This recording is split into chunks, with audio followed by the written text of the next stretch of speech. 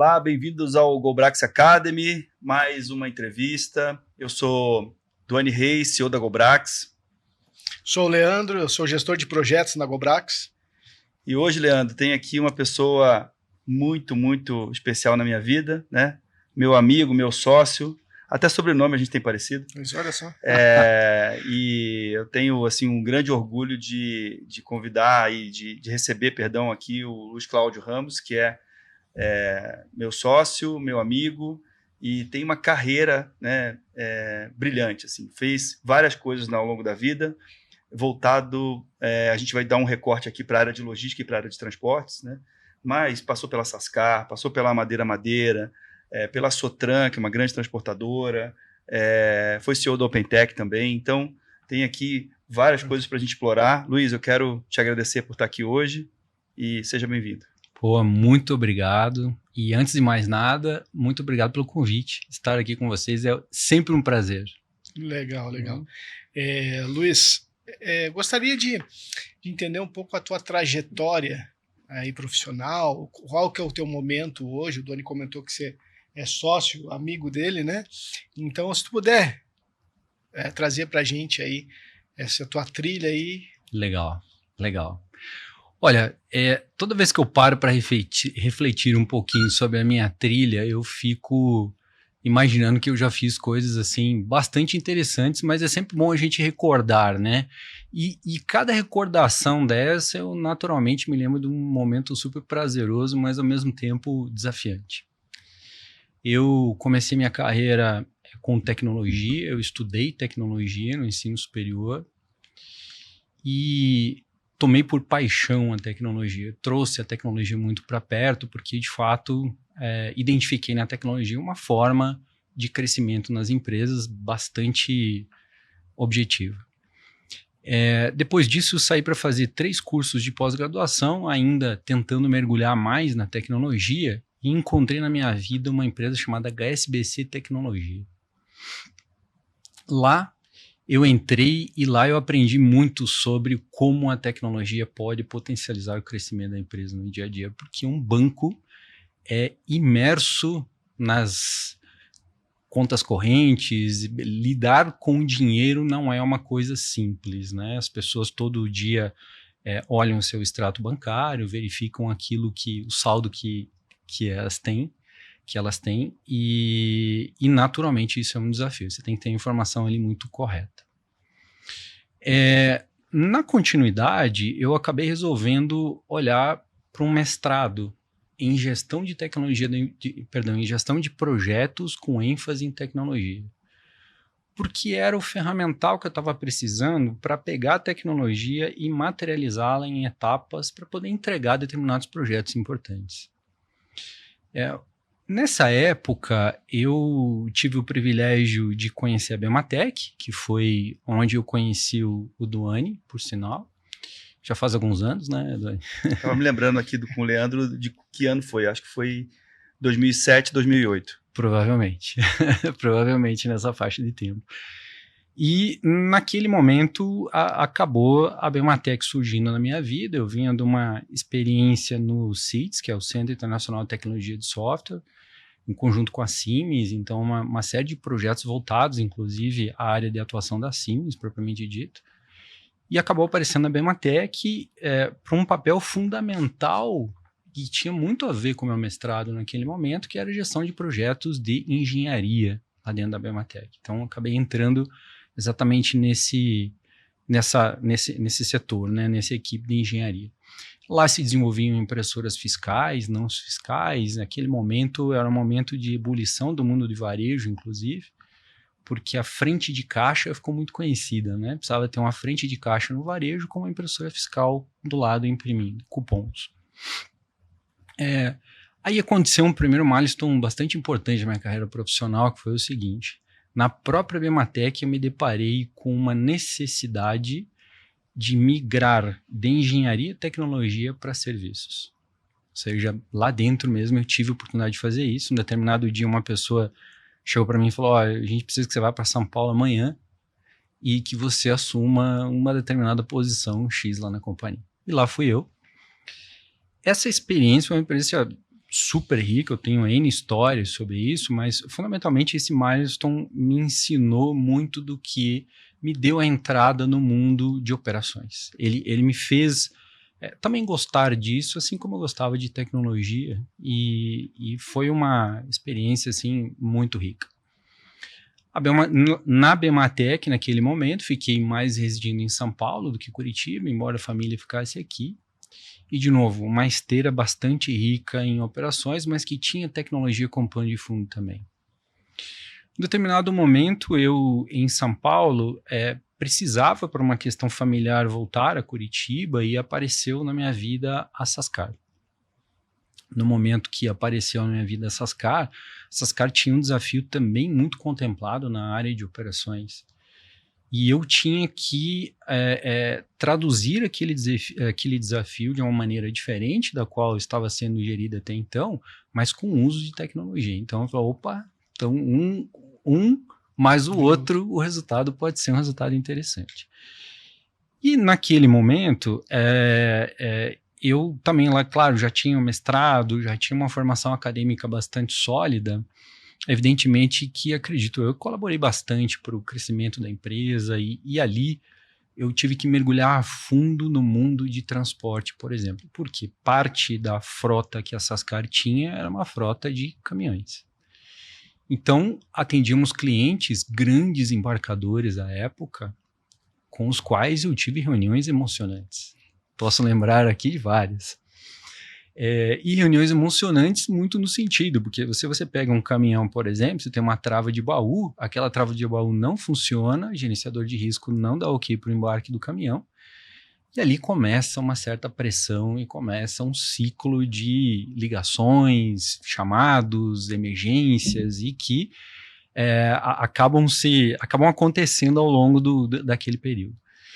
E muito do que ali aconteceu, eu precisei embarcar ou mergulhar mais na área de transporte para entender bem quais eram aquelas dores daqueles transportadores. E escutei de tudo que você possa imaginar, né? Mas assim, muito do que eu escutei também serviu para apurar o uso da tecnologia em face da melhoria dos produtos que a Sascar lá tinha naquele momento, o que, na minha opinião, foi muito prazeroso e muito interessante. Isso tudo me fez conhecer mais de logística, portanto, eu já tinha uma experiência em logística pregressa, já tinha operações, aí mergulhei mais em transporte, dentro de operações também.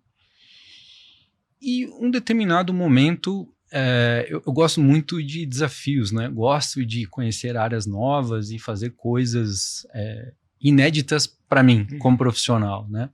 É importante isso para mim, na minha vida. E o que eu fiz? Apareceu a Madeira na minha vida. E aí eu olhei para aquela empresa e falei assim, puxa vida, uma empresa de varejo, não tem nada a ver com o que eu fiz até hoje, né? Absolutamente nada a ver.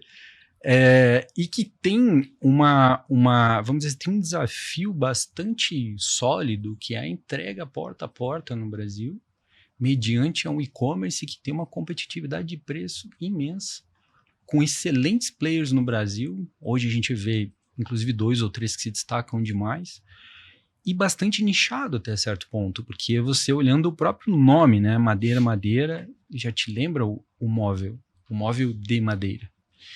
E a madeira tem uma definição bastante interessante, né? Ao mesmo tempo ela é quente, que não é como o mármore que é frio, mas ao mesmo tempo ela é pesada. Então, para quem está mergulhado no mundo de transporte, por exemplo, transportar madeira não é algo simples, é algo extremamente desafiador. E por aí, você pode imaginar, no mundo de entrega fracionada, entregar madeira ou peças. Tínhamos lá, por exemplo, um armário de 3 portas que tinha 25 partes. Então você imagina, se uma das 25 partes não fosse entregue, o cliente não conseguia montar o armário.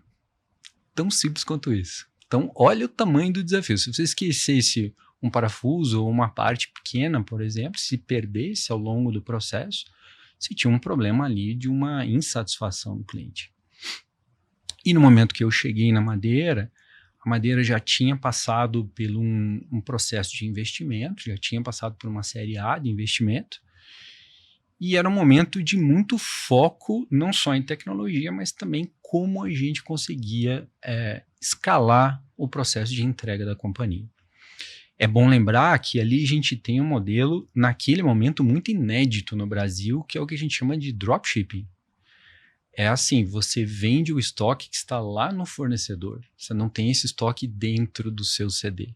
O que torna a operação extremamente complexa, porque você tem muitos atores agindo na cadeia de entrega, desde lá o fornecedor, com uma programação de produção, até a entrega na casa do cliente, dentro do prazo que ele imaginava que deveria receber, o que ele contratou para receber.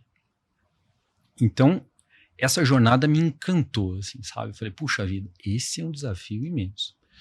Logo, quando eu cheguei, eu acabei entendendo como aquele momento se dava, algumas dificuldades, alguns desafios de curto prazo que precisávamos resolver, mas, ao mesmo tempo, a gente foi planejando uma organização de crescimento que, na minha opinião, foi muito assertiva.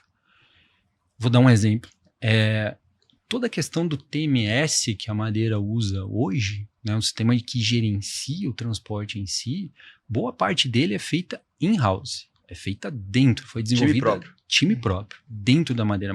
Aliás, existia um DNA na empresa muito forte de desenvolvimento em casa. Então, boa parte do TMS foi desenvolvido dentro de casa, evidentemente que ele precisava de interfaceamento com transportadoras, né? Chegamos em determinado momento a utilizar aí quase 80 transportadores diferentes no mundo fracionado, ao mesmo tempo. O que, claro, traz para a mesa uma dificuldade enorme de controle e de gerenciamento, porque você tem transportador que tem um EDI, que é o dado, né, sobre o produto, tem um transportador que não tem um EDI, e as entregas no interior do Amazonas, por exemplo, não são tão simples de serem feitas, né? Você tem também uma complexidade. Eu ia te perguntar essa complexidade, né? Quando você chegou na Madeira, qual era o tamanho da operação, faturamento, número de entregas, número de funcionários, etc. E ao longo do período que você esteve lá, como é que foi esse crescimento? Legal. Deixa eu materializar em número de entregas, talvez seja mais fácil. Quando eu cheguei, a empresa fazia de 50 a 100 entregas por dia. Tinha um volume não tão alto, tinha um faturamento no começo de uma rampa de crescimento ainda. E depois de vários períodos de melhoria no processo, a gente conseguiu aumentar muito esse número de entrega diária, a ponto de dar a escalabilidade necessária a gente ter 80 transportadores realizando entrega. Então, assim, me lembro de dias, temos feito milhares de entregas no mesmo dia, o que, de fato, anima qualquer um que está dentro daquele processo, porque ao mesmo tempo é um processo de muita pressão, e ao mesmo tempo é um processo de... Você fala assim, nossa, olha que interessante, né? A gente começou com dezenas de entregas e agora estamos com milhares de entregas no dia. Eu acho que essa ordem, Duane, ela trouxe, assim, N pensamentos em termos de planejamento que são importantes. Por exemplo, a gente chegou em um determinado momento que percebeu que ter 80 transportadoras, aquele movimento não era tão escalável quanto a gente imaginava. E, a partir dali, se começou a pensar em como é que eu trago a valor presente isso no processo, trazendo uma parte dessa logística para dentro. Como, por exemplo, fazer a coleta de produtos nos fornecedores e levando até um CD mais próximo do fornecedor, e usando isso numa cadeia de entrega até chegar no cliente final. Então, hoje esse modelo é muito difundido dentro da Madeira utiliza esse modelo como proposta de valor de entrega logística atualmente. E E me parece ser um modelo extremamente escalável na linha do tempo, porque você tem muito controle durante o ciclo logístico da empresa. Ou de entrega, né? De transporte da empresa. Então, a Madeira foi, assim, um baita case na minha vida profissional, porque lá eu aprendi muito. Dei muita risada, claro. Chorei. Quase problema nenhum. Quase problema nenhum, né? Quase desafio nenhum. Mas, assim, chorei, sorri, né? Mas no final, eu acho que foi muito prazeroso, muito interessante. Como diz a música, o importante é que emoções eu vivi, né? Ô, Leandro, eu me lembro de uma vez que eu chamava o Luiz para almoçar e era próximo da Black Friday. E ele falou assim, meu amigo, eu não tô nem indo para casa. Imagina, então eu não tenho tempo para almoçar. E, enfim, eram momentos de pico, operação intensa, complexa, etc, né? O varejo em si, a Black Friday é um momento simbólico do ano, né? Então o varejo ele vive muito a Black Friday e os transportadores ficam lotados de carga durante a Black Friday, né? Isso é exatamente o que eu ia comentar com você, porque aquela época ali de novembro, outubro, novembro e dezembro, onde a gente aumenta muito o volume de carga. A gente chega a aumentar em torno de quase 60%. Na comparação da média. Da comparação da média. E aí dentro disso a gente ainda tem a Black, que aumenta muito mais ainda o volume. E aí o que eu vejo, o que acontece, me corrija se eu estiver errado, a gente acaba perdendo um pouco de qualidade. Porque a demanda ela aumenta muito. Eu digo para os transportadores que estão fazendo, porque ele quer atender, ele quer botar carga dentro de casa e às vezes perde um pouco dessa qualidade também, né? Essa gestão interna é um pouco mais complicado. Eu diria para você que eu acho que perde muito, sabe? Por quê? Porque assim, existe uma etapa antes da Black Friday chamada planejamento. Então você tem uma etapa de planejamento importante que você diz ao transportador qual é o volume que você espera transitar naquele momento. Só que você como embarcador é e faz isso. No entanto, nem todos os embarcadores fazem isso. E o transportador atende N embarcadores diferentes, especialmente no mundo fracionado. Então eu vejo assim, é muito difícil para o transportador também ele materializar todo esse movimento do Black Friday em cima de um forecast, vamos chamar assim, que ele não tem domínio. Então quem tem o domínio disso é o varejista, né? O embarcador que tem domínio. Então essa lição, durante vários anos, tá? A gente sofreu muito com isso. Por quê? Porque a gente tinha um planejamento, tinha um forecast, mas ao mesmo tempo você vê que o transportador ele tinha dificuldade de ter forecast de outros embarcadores. E claro, no começo também tivemos os nossos desafios de forecast, né? Não foi assim no primeiro ano brilhante. Acertando na mosca. Acertando na mosca.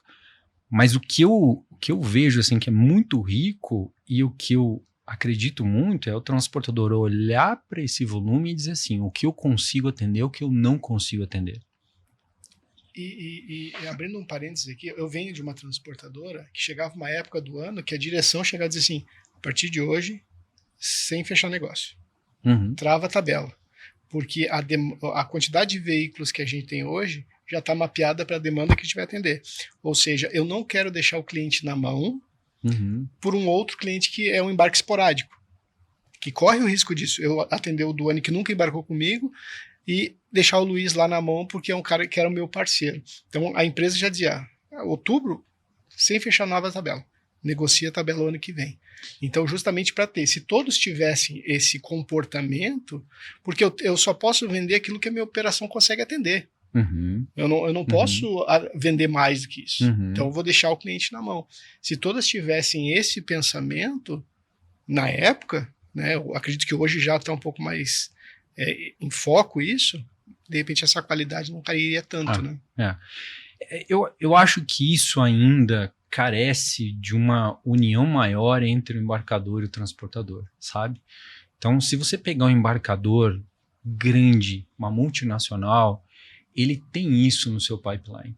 Ele é obrigado a ter. Né? Se você pegar uma linha de montagem do automotivo, por exemplo, com 30 dias antes, ele sabe exatamente o que ele vai montar na linha de produção. Portanto, ele tem todo um forecast antecipado. E ele pode, de uma maneira muito clara, traduzir esse forecast para o transportador.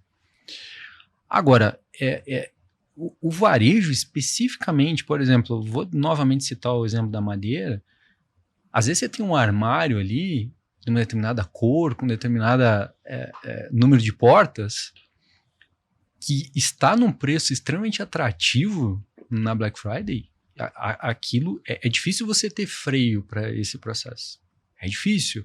E você tem que colocar como varejista, inclusive, uma trava, né? Puxa, vendeu 1959 armários. Acabou, né? Eu não posso vender mais. Então, você tem todo... Ou, um dos pontos que a gente fazia era...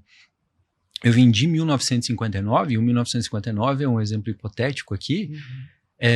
Eu vou colocar mais 3 ou 4 ou 5 dias de prazo nas próximas unidades que eu vou vender. Se eu chegar a 3.000, eu coloco mais 5 dias de prazo. Ou seja, você vai dando cadência àquela mercadoria que foi vendida, né? Mas assim, eu ainda acho que existem oportunidades imensas de o transportador estar mais próximo dos embarcadores, os embarcadores estarem mais próximos aos transportadores, para que nessa época se faça um forecast assim, muito mais assertivo. E aí, que existem muitas variáveis dentro desse escopo, né? Por exemplo, você pode ter um terceiro entregando por aquela transportadora em determinada cidade, no interior de um estado. É assim, quem diz que o terceiro fez de fato o planejamento que deveria, né? Então, o terceiro, o que já aconteceu com a gente no interior da Bahia uma vez. O terceiro lá não estava pronto para receber todo aquele volume. E aí ele simplesmente não conseguiu dar vazão. A gente teve que montar uma operação de contingência para resolver aquilo. Então, mas assim, eu tenho uma coisa, um recado assim na minha mente que é assim, uma lição, perdão, que é assim, quanto mais a gente usar a tecnologia para isso, mais a gente vai conseguir evoluir. Acho que a tecnologia está aí para ajudar nesse sentido, sabe? Então, não à toa você já enxerga embarcadores que colocam o seu TMS em funcionamento com muita integração com o transportador. Então, isso não é à toa que acontece. Isso acontece justamente para que você tenha um fluxo de comunicação desse processo muito assertivo e o melhor possível, né? Vamos dizer assim, porque alguns erros vão acontecer dentro do processo como um todo. Mas eu acho que a tecnologia tem um papel fundamental, sabe? É fundamental de construir e gerar, ajudar a gerar mais valor nessa cadeia.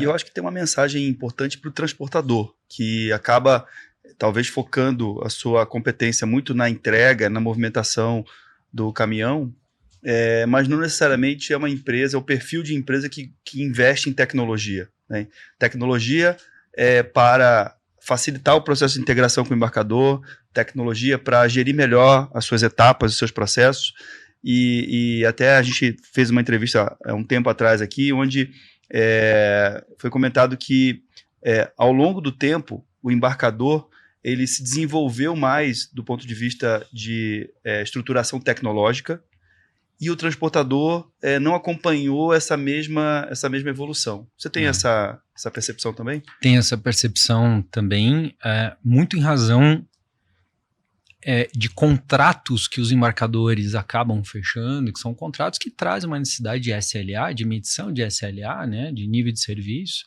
muito presente no contrato. Então, o embarcador, naturalmente, isso faz parte do dia a dia.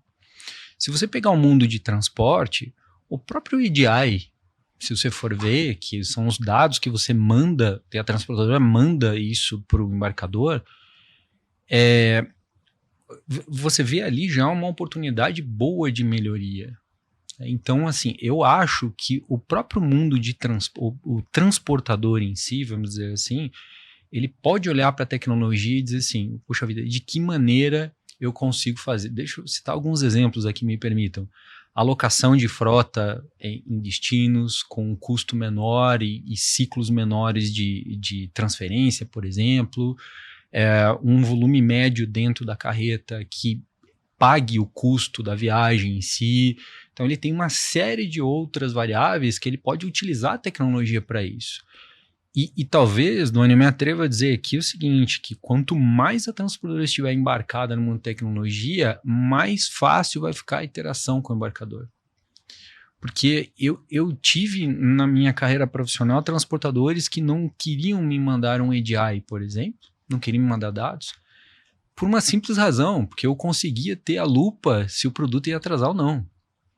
Então eu já estava muito embarcado na tecnologia e eu olhava para aquilo e falei assim, essa entrega aqui vai atrasar. E aquilo entrava naturalmente numa fila de tratativas proativas que tínhamos naquela época. Ou seja, a gente já começava a agir antes de o prazo se esgotar. Então, imagino eu que, penso eu que o seguinte, que se o transportador de fato der um pouco mais de atenção para a tecnologia, eu acho que ele vai sair ganhando. Ele vai sair ganhando. Acho que um grande problema na transportadora e desafio, na minha opinião, hoje é a alocação de frota em rotas. Não é algo fácil de fazer.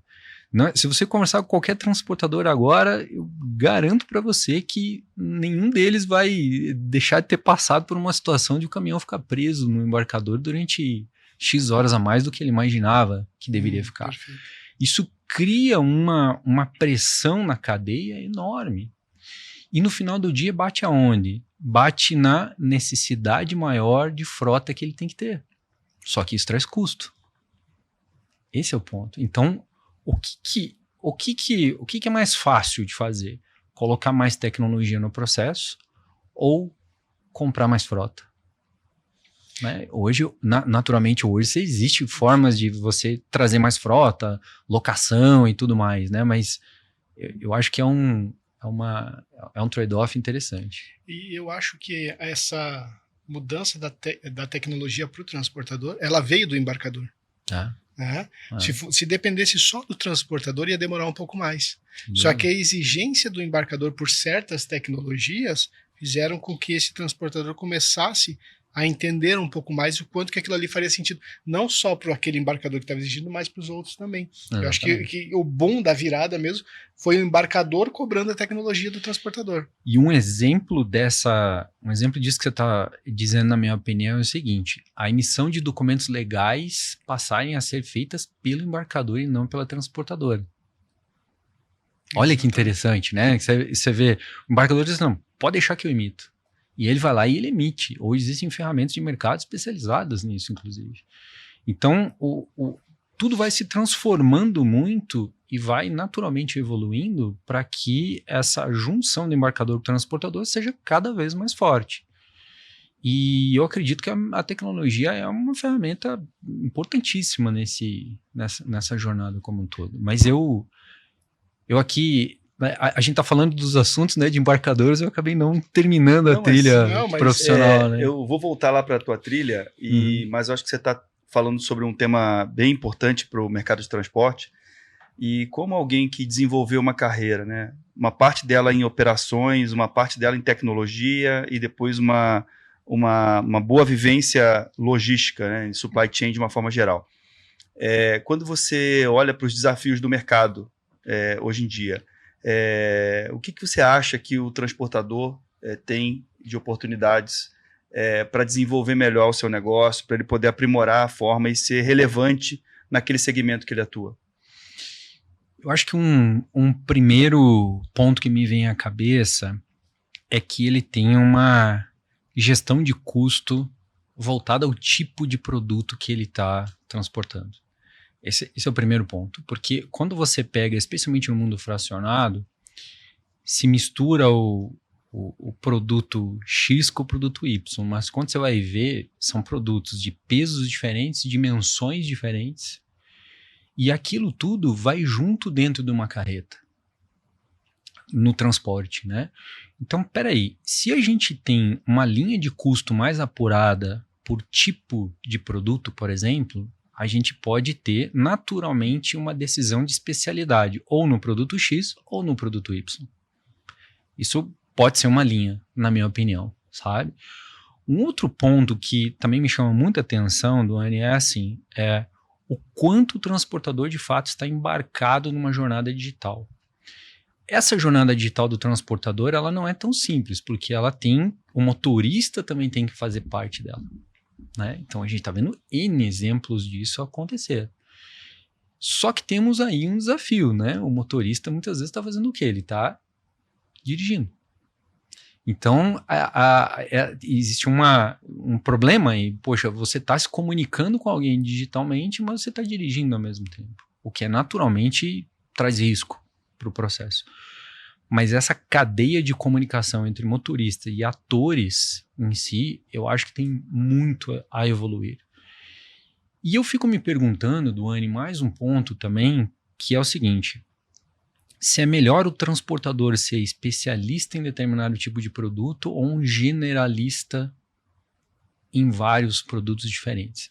Eu tendo a pensar que a especialidade em um produto vai trazer qualidade, vai trazer uma rentabilidade melhor e pode trazer uma camada de clientes também maior do que ele tem hoje.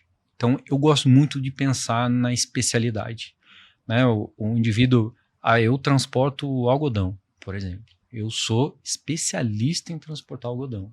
Então, essa é a minha proposta de valor, eu faço isso muito bem e eu tenho indicadores que demonstram ao meu embarcador que, de fato, eu tenho um nível de qualidade muito bom. São os 3 primeiros pontos que me vêm assim à mente, Duane. E é essa questão que você falou de você ter essa especialidade e do espaço dentro do caminhão. Eu sempre pego como exemplo você transportar embalagem. Tem muito volume e não tem valor agregado. Então, quando você vai negociar um frete, por exemplo, você não pode ser agressivo, porque você não tem margem para trabalhar. Porque se você tem um produto que ele custa, um medicamento que ele tem um valor lá em cima, você tem uma margem para trabalhar uma tabela de frete, um percentual da nota, enfim, você consegue trabalhar isso. Agora, quando você vai para uma embalagem, para um papelão, não tem valor. Muito difícil. É muito difícil. Então, essa especialidade seria muito importante para ele saber os custos que ele está tendo. Ele sabe, teoricamente, a grosso modo, o que ele tem, mas no detalhe, eu friso sempre, nas entrelinhas, ele não sabe. Então, isso faz total diferença na hora de você negociar até com o embarcador, né? Tem toda a razão. Eu acho que uma gestão de custo apurada não precisa ser produto a produto, mas segmentos de produto, por exemplo. Sabe? Então você fala, pô, eu vou transportar alimentício. Legal, então deixa eu ver quanto custa o transporte do alimentício de fato. Essa granularidade, ela pode chegar assim, pô, o custo por rota que eu tenho, o custo por transferência que o transportador tem, o custo por carro, por exemplo. Esse é um outro ponto, né? O caminhão, eu entendo que ele é exatamente como o avião. Ficar parado gera custo. Então, assim, caminhão tem que estar rodando. E tá rodando, você tem que ter uma escala de motoristas assertiva, você tem que ter um planejamento com roteirização e com a utilização da frota de uma maneira também assertiva. Então, repare, se você tiver produtos de segmentos muito diferentes, você tem um fator complicador também, porque dentro do CD da transportadora chegam N produtos de tamanhos e dimensões diferentes. Então, também existe uma certa complexidade. Então, no momento que o transportador entrega a tabela, antes é muito normal que ele faça um exercício e dizer, pô, como é que vai ficar o mix do meu produto aqui no transporte? De fato, porque se eu pegar uma caixa muito grande, isso vai me tomar espaço dentro da carreta, por exemplo, dentro do baú, e assim, pode ficar coisa de fora. Aí, isso se transforma num problema para os embarcadores também, porque como é que você vai decidir o que vai ficar de fora do baú naquela transferência? E você não tem, quando a gente fala do espaço, aquela cubagem, às vezes, ela é inferior à negociação da tabela que eu fiz dessa mercadoria que vai ficar no chão. Sim. Então, eu estaria ganhando mais transportando aquela que ficou no chão do que aquele espaço que eu tô... Como priorizar, né? Exatamente. Luiz, HSBC, Tecnologia, CITES, Pematec, Sascar, Madeira e o que veio depois? O que veio depois? Depois veio um desafio na Sotran, uma transportadora 100% digitalizada, uma transportadora asset light, não tem um caminhão, só tem motoristas que possuem ativos, caminhões e que fazem transporte pela empresa. Enormes embarcadores do mundo agro, e o mundo agro tem uma coisa interessante, Duane, e isso foi o que me encantou nesse desafio também. A gente está falando de 30% do PIB no Brasil, só isso. 30% do PIB, né? Então, assim, olha só o tamanho do agro no Brasil hoje. Então, a empresa 100% mergulhada no agro e que também tinha um processo de tecnologia bastante interessante, justamente por não ter ativo. Então, repare, eu vou transportar um produto que não é meu, num veículo que não é meu, num motorista que não é meu funcionário. Né? Então, veja... E atender um cliente que é meu. E atender um cliente que é meu. Então, assim, olha só o tamanho do desafio. E lá, talvez uma das primeiras atividades que eu tive foi contratar um time de tecnologia para embarcar ainda mais soluções digitais dentro do processo. Eu contratei, salvo me engano, 46 pessoas para esse time, entrevistei mais de 400, que eu lembro, assim, eu lembro quando chegou no 400 eu parei de contar, falei, não, chega, né, deu, mas consegui trazer 46 pessoas e de fato, o processo ficou bastante embarcado em termos de tecnologia. Então, você tinha desde a questão do pedido do embarcador até a questão da emissão de documentos legais dentro de uma jornada que era uma jornada bem digital e chegava na palma da mão do motorista, tudo muito rápido e muito interessante. Então, e isso, mais uma vez, né, me permitiu mergulhar mais ainda nesse mundo de transporte, porque eu precisava entender quais eram as principais dores do mundo, aí mais especificamente do mundo agro. Mas eu precisava entender que dores eram essas. Então, assim, tive algumas conversas no banquinho embaixo da carreta. Tomei alguns cafés também embaixo da carreta e aprendi, assim, nossa, não posso dizer que eu aprendi muito, sabe? Porque as melhores conversas que eu tive de aprendizado foram com motoristas, sabe? O motorista, ele te diz muito. Ele sabe muito e na minha família eu tenho um tio que acabou sendo motorista de caminhão, então assim eu fiquei lembrando muito da família, sabe, de um tio, e falei, puxa vida, olha só o tamanho do desafio que é ser motorista, né? É muito interessante, mas a gente precisava trazer soluções, inclusive soluções bancárias para o motorista, então foi uma jornada excepcional. E logo depois veio a jornada da OpenTech, que aí complementou bastante. Por quê? Porque a gestão de risco também faz parte de todo esse mundo logístico, né? Então, essa visão do porquê que o caminhão não pode ser carregado, né? Porque ele tem um checklist de risco a ser feito, que ele tem todo um protocolo a ser atendido, também foi super rico na minha carreira, né? Porque você olha e fala assim, puxa vida, todas as vezes que eu como embarcador tive negativo, né? Não podia fazer o caminhão rodar, eu estou entendendo um pouquinho melhor tudo que acontece. Não entendi o porquê na época, né? E aí, claro, você tem acesso a um mundo, por exemplo, de furtos e roubos não só de veículos, mas como mercadorias também. Então você tem acesso a todo um outro lado, que é um lado extremamente desafiador, né? No Brasil hoje, por exemplo, ano passado, salvo me engano, a gente teve 1,2 bilhões de reais somente de cargas roubadas. Mas se a gente fizer um recorte, olha que interessante, se você fizer um recorte e diz assim, quanto é que o Brasil gasta com segurança por ano? A segurança, leia-se, entidades públicas e privadas junto, tudo. 171 bilhões de reais por ano isso custa. Então, assim, peraí, né? Não só do público, mas do privado também junto. A gente gasta 171 para ter 1 bi de roubo de carga. Né? É claro que eu estou sendo simplista na visão, falando só do roubo de carga. A gente tem N outras situações de roubos, por exemplo. Mas olha que interessante, a gente gasta um volume financeiro enorme e mesmo assim a gente tem ainda alguns desafios importantes na inibição disso. Outra variável também que é importante nesse mercado é a variável de acidentes, né? Eu ouvi esses dias também que o Brasil, no ano passado, teve 3 mil mortes de motoristas nas estradas brasileiras, né? 3 mil mortes é muita gente. E você pegar... se você tem a queda de um avião, não estou fazendo a comparação estou só querendo ilustrar o impacto que a gente não sente, né? Um avião cabem lá 300 pessoas. Quando tem um acidente aéreo, você tem essa repercussão mundial, né? O mundo todo fala sobre um acidente e dá todo o noticiário sobre a sequência de tudo que está sendo tratado e número de pessoas, etc. Mas com 3 mil mortes de motoristas no Brasil, essa notícia passa quase que invisível. É fato. Porque tudo isso é individualizado e existem uma série de outros prejuízos, né? Além da morte de pessoas, uma série de outros prejuízos relacionados a acidentes de trânsito. Uma vez eu li uma frase que dizia assim, né? O custo da perda das pessoas é um custo irreparável.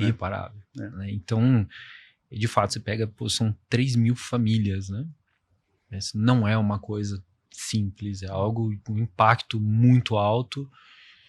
E o pior de tudo isso é o seguinte, essa insegurança, vamos chamar assim, né, nas estradas, enfim, a gente sabe que tem estradas que estão numa condição melhor, outras nem tanto.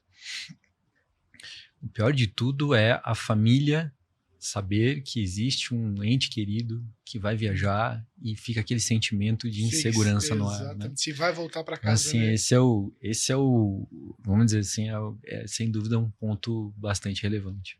Que você não do transporte, você só não dirigiu o caminhão, então? O restante... Dirigi. Inclusive, eu escutei no motorista e falei assim, eu acho melhor você pensar em fazer outra coisa na vida. Eu contar uma história bastante interessante que aconteceu na época da Madeira, aí eu já termino a trilha. Na época da Madeira, eu precisava entender de fato essa rotina de entrega e eu fui junto com um caminhão para fazer entregas em Guarulhos. E uma das primeiras entregas que a gente precisava fazer no dia era exatamente aquele armário de 25 partes, assim, sabe? Desafiador. Aí cheguei em Guarulhos, uma casa azul, me lembro até hoje. Toquei a campainha, né? Seu Jefferson, pois não, o seu Jefferson era a terceira casa lá de cima. Tinha uma escada enorme, tinha uma primeira casa, uma segunda casa, o seu Jefferson era a terceira casa. Eu cheguei na residência do seu Jefferson, a gente veio aqui trazer o armário, tudo, né? Subindo a escada e descendo, enfim, lá. Aí ele olhou para aquele armário e disse assim, não vem montado, não? Puxa vida. Gente, a regra era o seguinte, você entregava desmontado e o cliente fazia montagem. Não vem montado, não? Aí eu olhei pro motorista e falei assim, não, vamos montar esse armário para ele. Né? A gente foi lá e montou. E aquilo foi uma lição de vida para mim enorme, assim, sabe? Me lembro com a emoção daquilo até hoje, porque ficou super feliz, sabe? Um senhorzinho que ia ter dificuldade de montar um armário, sabe? E você olha naquilo e fala assim, puxa vida, a gente tem que ter como serviço aqui a montagem também do móvel, né? Porque você olha e fala assim, é necessário isso. E aí aconteceu a mesma coisa, eu passei, claro, a gente montou o móvel, atrasamos entregas em função de ter montado o móvel, perdemos a agenda de entregas, e no final do dia o motorista chegou para mim e falou assim, vem cá, posso ser sincero com você? Eu falei, claro, fique à vontade. Ele falou, procura outro emprego, meu amigo. Você não tem futuro aqui, não. E ele não sabia o cargo que você ocupava. Não sabia, ele eu não contei. Que você estava lá como ajudante. Eu contei pra ele o seguinte, que eu era o ajudante que estava em teste, entendeu? Você falou assim, eu sou ajudante que está em teste. E o bom disso é que ele me falou um monte de coisa, tá? Abriu o jogo. Abriu o jogo comigo de uma série de coisas que eu precisava saber, claro, mas e eu não me identifiquei para ele que eu era da empresa, que eu era um diretor da empresa, nada, eu não falei nada. Mas eu me recordo até hoje, ele, toda sinceridade, falou, não quero te ofender, mas você procura fazer outra coisa, que eu acho que você vai, de repente você encontra o seu caminho. Mandaram um ajudante aqui que atrasou minhas entregas todas. Por aí. E sabe uma coisa, agora vem bem de encontro isso que você falou, aquilo que nós estávamos conversando antes, dos grandes líderes, isso inclui você, que o que acontece? Descem da cadeira, do ar-condicionado e vai para a operação entender. A das entrevistas que a gente tem feito aqui com os grandes líderes que a gente conversou, todos eles desceram da cadeira, entraram e entenderam a operação.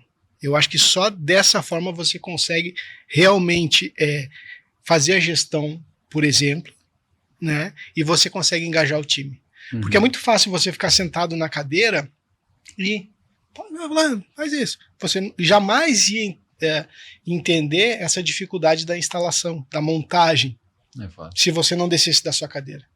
Então, isso é muito importante. Você, não digo descer um degrau, para você ir lá entender o que a operação está passando. Porque às vezes a gente cobra e não sabe o que está acontecendo lá. A mesma coisa que a gente fala dentro do transporte. Pô, eu cobro motorista, mas, cara, aquele cara tá na rua com sol, com chuva, com N situações. Se alimentando mal, tomando café embaixo da carreta, comendo embaixo da carreta, 3, 4 dias para tentar desembarcar. Então, cara, entender isso é muito importante. Porque você dar chicotada é muito fácil. É muito fácil. Agora, você entender, ter essa empatia, dizer, cara, pô, isso é feito por causa disso, e você consegue ter esse entendimento. Então, isso é um ensinamento que eu tô tendo também aqui, de, pô, todos os grandes líderes realmente descem e fazem pelo exemplo. Isso eu vou dizer que é uma maravilha fazer isso. Se você pega uma fábrica e você quer entender como é que a linha de produção funciona e o que acontece de fato, entre dentro da linha de produção e trabalhe lá junto e converse com as pessoas. Naturalmente você vai entender como aquela empresa ou como aquele processo se dá. Eu acho muito rico isso, sabe? Extremamente rico. E ao mesmo tempo, assim, nossa, são lições de vida enormes que você toma fazendo isso. E você traz isso ao valor presente, melhorando o teu processo. O que é mais importante. E aquele ensinamento que tu não vai aprender em lugar nenhum. Escola, faculdade, não tem. Não tem. Você pega um motorista e diz, pô, aprendi muito sentado. Cara, o quanto esse cidadão não acrescentou para você? Nossa. Coisas que você não ia aprender em lugar nenhum. É fato. Sem dúvida. Eu acho que liderar é um privilégio, porque você acaba tendo a oportunidade de olhar as coisas por perspectivas diferentes e todas elas são importantes.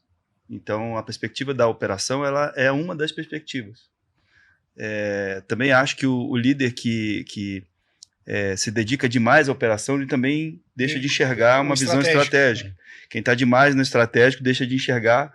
Então, essa capacidade de viver vários papéis, de entender os papéis, de dar espaço, né, para aprender. Eu acho que, no fim, você se colocar na posição do aprendiz e dizer, olha, eu não tenho esse domínio, não conheço isso, e eu preciso buscar, ajuda não só na empatia, ajuda no entendimento, ajuda na solução que você vai criar para aquele desafio, né? No próprio engajamento da equipe. Mostrar o quanto você também é vulnerável. Você é uma pessoa como eles, né? Então cara, Doni, eu não sei como fazer isso aqui, me ajuda. Alguém da equipe, cara, meu negócio não é esse, mas me dá uma força, vamos fazer. Então mostra o quanto que você tá engajado com a equipe também. Porque é diferente dizer tudo eu sei. É porque eu sou o gestor, tudo eu sei, tudo eu conheço, eu sei como faz. Não é assim. Isso tem uma relação que, se for contar um pouco do desafio atual da trilha, isso tem uma relação com o meu desafio atual profissional, que onde eu sou sócio do ANI, nós somos sócios de uma empresa chamada The Ventures, e nós temos 2 linhas de atuação. Uma linha de atuação, um braço de consultoria, como uma casa de serviços estratégicos que vai principalmente focar em que maneira o negócio pode crescer dos nossos clientes, e um segundo braço bastante pautado em fusões e aquisições, ou seja, uma casa de M&A. E, em especial nos projetos de consultoria, isso que a gente está conversando aqui agora é, sim, uma maravilha fazer, porque você mergulha dentro da empresa do cliente, a gente já tem um histórico muito rico e interessante do mundo executivo, e você tem vamos dizer assim, esse movimento de estar conversando com pessoas diferentes em dias diferentes. E detalhe, você conversa com os times da empresa e você conversa com clientes também do seu cliente. O que torna a experiência extremamente fantástica. Então, o que a gente faz é abstrair, obviamente temos produtos já direcionados e métodos para fazermos isso, mas a gente extrai uma série de informações dos times, dos clientes, do processo e entrega a esses clientes o que a gente chama de avenidas de crescimento. Recomendações estratégicas que vão fazer com que ele, de fato, possa seguir aquelas recomendações e ver a sua empresa crescer na linha do tempo. É claro que existem várias particularidades nesse trabalho, mas isso, vocês comentaram ali, eu me lembrei na hora. E aí tem uma fórmula que, na minha opinião, ela é infalível, assim. Eu sempre tive o privilégio de ser apaixonado pelo que eu faço profissionalmente. Eu acho que isso não tem preço. E eu sou apaixonado pelo que eu faço hoje. Eu faço aquilo com brilho no olho, com vontade, talvez vontade não seja a palavra certa, mas assim, com um espírito positivo, assim, de, puxa vida, eu vou fazer isso. Olha que oportunidade maravilhosa. Olha que coisa boa.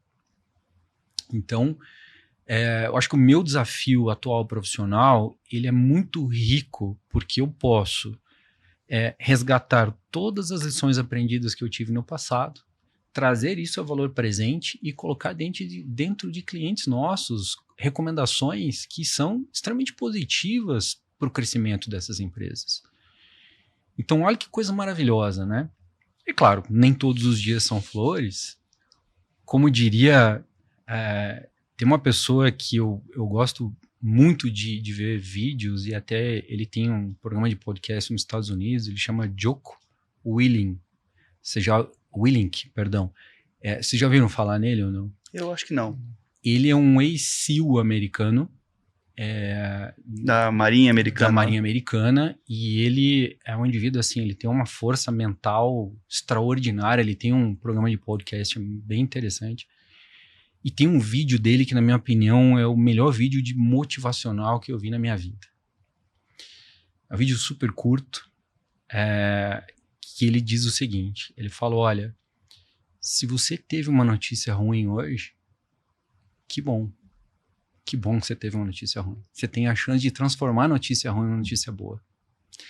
Se você quebrou teu tornozelo, que bom, você vai tomar mais cuidado da próxima vez para você não quebrar teu tornozelo.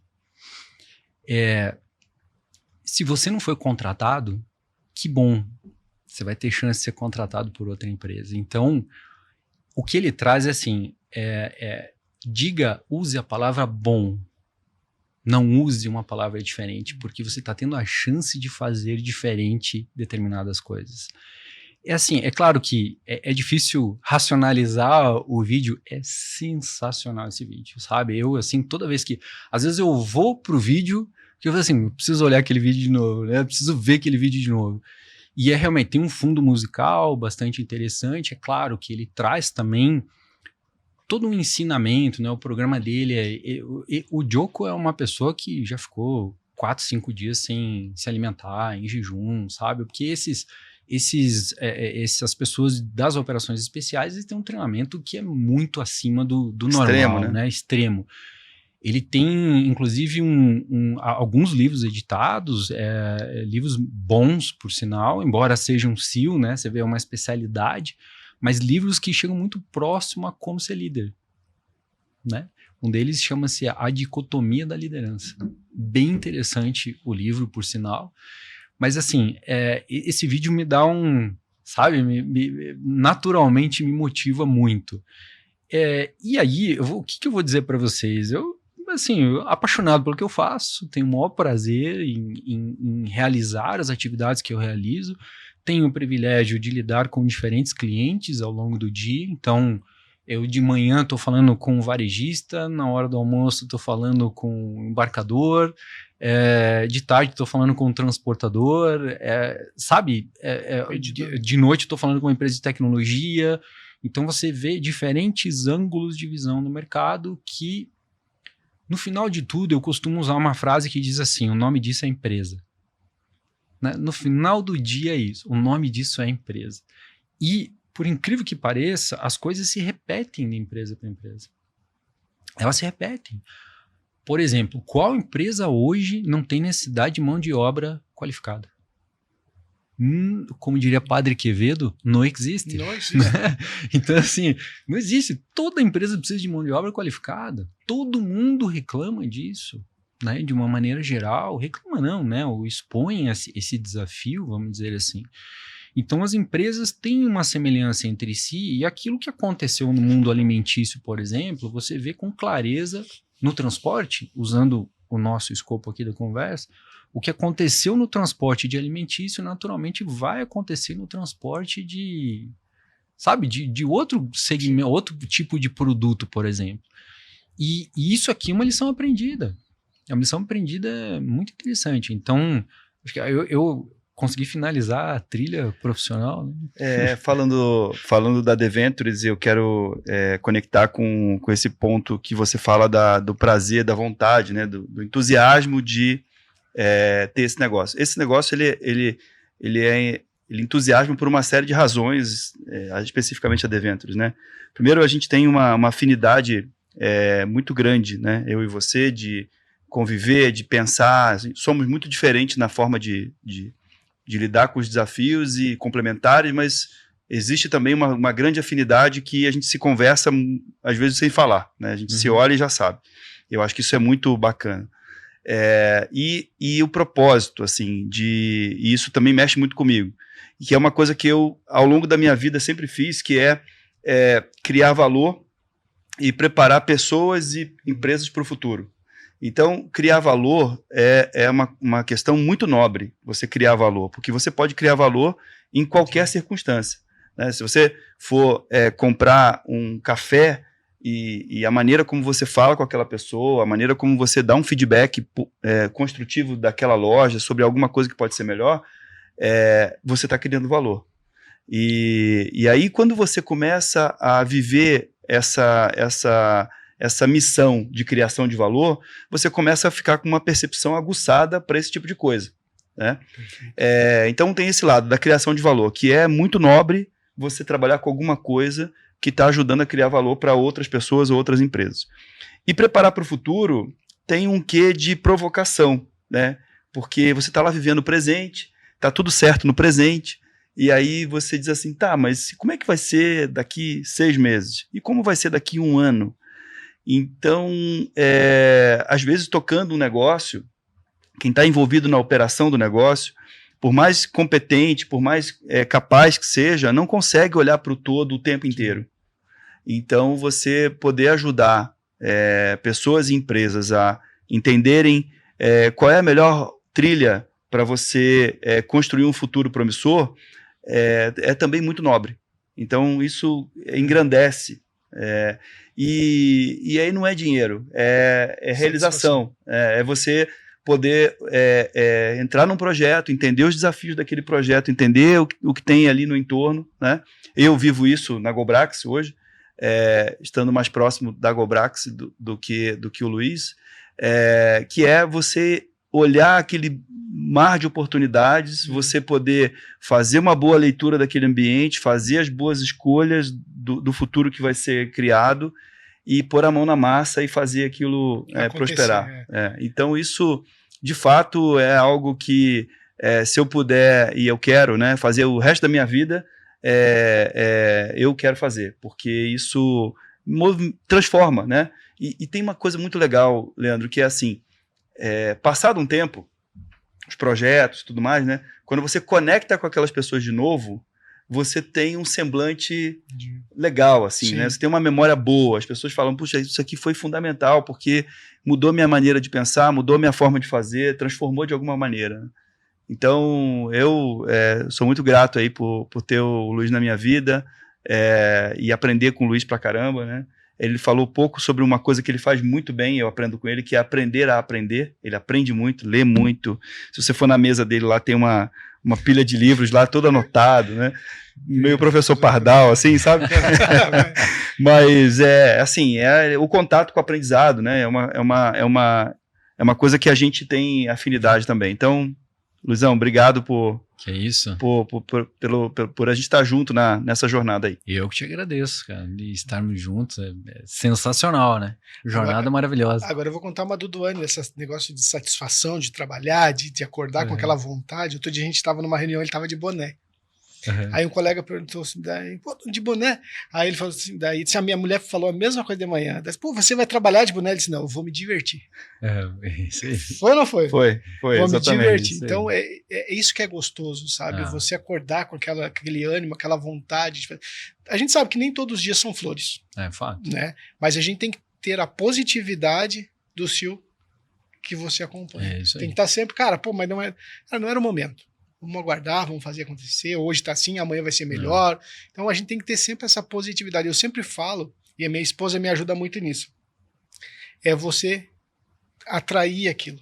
Eu quero fazer, eu vou fazer, mudar o teu mindset, a tua forma de pensar positivo sobre as coisas, né? Então eu trago isso muito para mim. Pô, às vezes não deu, cara, não era o momento, vamos tentar, vou atrair aquilo, vai acontecer no tempo certo. A gente tem uma coisa... assim, tanto eu como Duane também, a gente tem algo que a gente gosta de desafiar o status quo, mas desafiar, me permita aqui definir esse desafio sob um aspecto positivo. Então não quer dizer que as coisas são feitas como são hoje, que elas vão perdurar para sempre dessa forma. Ou seja, não tem nenhuma regra dizendo isso, né? Não tem nada que nos obrigue a fazer. Então, peraí, dentro de vamos pegar uma empresa de transportes, por exemplo, como aqui na nossa conversa, é muito certo e muito provável que ela tem que continuar transportando. Mas o processo que ela tem ao lado desse transporte, ele pode mudar. Exatamente. Não quer dizer o que te levou até ali vai te levar para o futuro. Exatamente. E aí tem um ponto importante também. Os concorrentes nossos estão olhando para isso, quer ou não, porque é um olho no negócio e um olho na concorrência. Outro dia um cliente me falou assim, mas o concorrente nem sabe o que eu existo. Eu falei, não, o concorrente sabe quanto você fatura, inclusive. Exato. Entendeu? Assim, ele não sabe só se você existe, ele sabe o quanto você fatura. Não tem mais essa ingenuidade corporativa de, eu não tenho a mínima ideia do que está acontecendo num concorrente que eu tenha. Então, eu vejo dessa forma, sabe? Eu acho que são aspectos complementares e importantes também. Tem uma frase sobre essa questão da transformação, da necessidade de uma empresa se transformar. Eu não sei de quem é essa frase, mas diz que não progredir já é regredir. Então, quando você não olha para a sua empresa com um olhar de que ela precisa ser reinventada e que você precisa achar novos caminhos e que aquilo é necessário, se você não entende que é necessário, de certa forma você já está deixando de progredir. Você olha só para o teu DRE. E o DRE, ele se movimenta de uma maneira muito lenta, né? Porque você tem lá os clientes, você tem os custos, e você olha na última linha e fala assim, o meu resultado está acontecendo. Só que enquanto o seu resultado está acontecendo sem mudar muito, o seu competidor está fazendo coisas totalmente diferentes, que não estão no seu DRE. O mercado está mudando para um lado que você também não está vendo. E muitas vezes é tarde para você tomar uma decisão. Você perde espaço de mercado porque você não olhou para a transformação do seu negócio. Tem uma lista que é muito famosa, que é a lista das 500 maiores empresas do mundo, né? E tem o ranking delas. Se você olhar o ranking das empresas nos últimos 20 anos, você não vai encontrar as mesmas empresas que estavam no topo da lista há 20 anos atrás. Você vai encontrar a lista totalmente modificada. E a gente viveu isso aqui no mercado, né? Então, se a gente olhar para o mercado de telefone celular, por exemplo, as marcas de celular que nós utilizávamos na década do ano 2010 são totalmente diferentes das que a gente utiliza hoje, né? Então, essas tecnologias foram mudando e algumas empresas foram ocupando espaços e outras empresas foram perdendo espaço. Isso é mais nítido, né? Porque como consumidor a gente vê isso, é visual, né? Mas esse movimento ele acontece o tempo inteiro em vários mercados. Acontece aqui dentro de uma loja de shopping, acontece com marcas de roupa, acontece com empresas de transporte, acontece com todos os segmentos, né? Que você precisa se reinventar o tempo todo. né? Então, acho que esse é o maior desafio, né? Se você olhar só para a execução e não olhar para a transformação, alguma coisa vai te faltar no futuro, né? Tem um elemento nessa reinvenção que, na minha opinião, é bastante relevante também ser relembrado, que é o fato de você trazer pessoas boas para a empresa, né? O fato de você acertar no momento da contratação, de você, de fato, trazer pessoas que... E na realidade, no final do dia, quem acaba fazendo a diferença são as pessoas, né? Então, isso é muito rico. Eu tenho um exercício que eu faço, que é o seguinte: eu só tenho que ser melhor que uma pessoa.